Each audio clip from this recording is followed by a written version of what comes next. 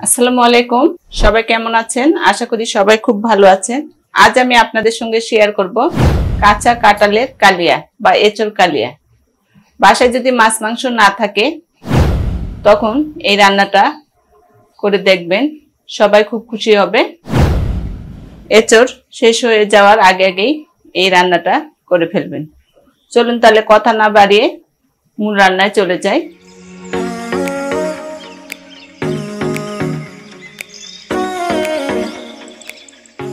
আমি এখানে চুলায় একটা প্যানে পানি বসিয়ে দিয়েছি, পানিটাও আমার ফুটে উঠেছে।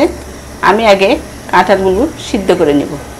তার জন্য আমি এখানে পরিমাণ মতো লবণ দিয়ে দিব একটু হলুদের গুঁড়া হাফ চামচের মতো। আর এখানে আমি কাঁচা কাঁঠাল খোসাটা ছিলে নিয়েছি, দেখতে পাচ্ছেন। আর একটা আলু আমি এখানে দিয়েছি, আলুটা অপশনাল, আপনারা চাইলে নাও দিতে পারেন। আলু এবং কাঁঠাল আমি একটু সিদ্ধ করে নেব 5 মিনিটের মতো।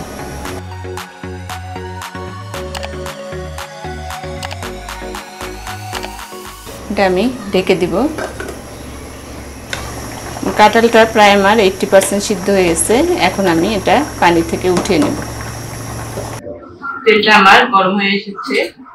আমি এখানে একটা তেজপাতা টুকরো করে দিয়ে দিলাম, 4-5টা ছোটো এলাচ দিলাম, 2 টুকরো দারচিনি দিলাম, আর 5-6টি লং দিয়ে দিলাম।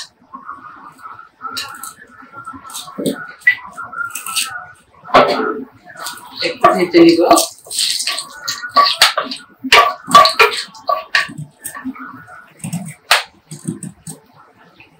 দুটো পেঁয়াজ বেটে নিয়েছিলাম, এটা দিয়ে দিলাম।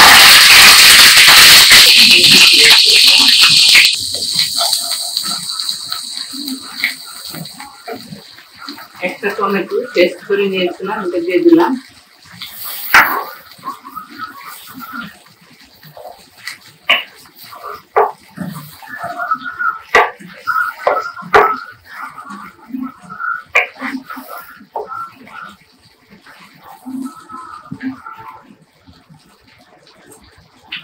এখানে আমি আদা বাটা 1 চামচ, রসুন বাটা 1 চামচ এবং জিরা বাটা 1 চামচ নিয়েছিলাম, এটা দিয়ে দিলাম।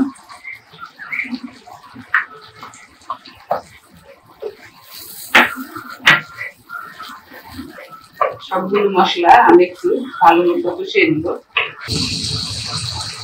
ধনিয়া গুঁড়া দিয়ে দিলাম 1 চামচ, হলুদের গুঁড়া দিলাম হাফ চামচ,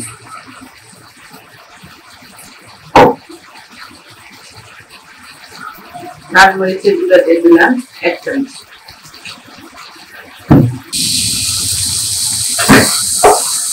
একটু পানি দিয়ে আবার মশলাটা একটু কষিয়ে নিব।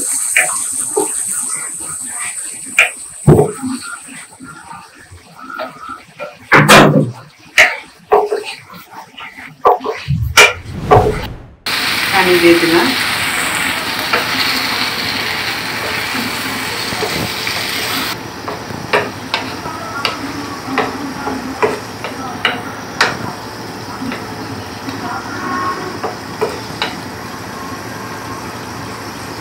এখন আমি ঢেকে দিয়ে রান্না করব প্রায় 5 মিনিটের মতো। ফিরে এলাম 5 মিনিট পর।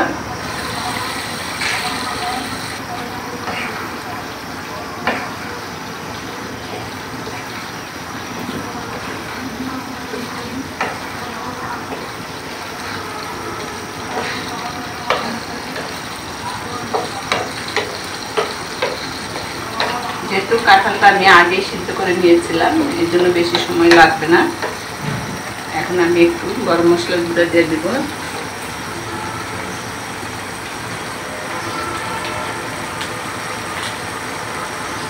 কয়েকটা আস্ত কাঁচামরিচ নিয়েছিলাম ফ্লেভারের জন্য, এটা দিয়ে দিলাম। আবারও আমি সুন্দর মতো মিশিয়ে দিলাম।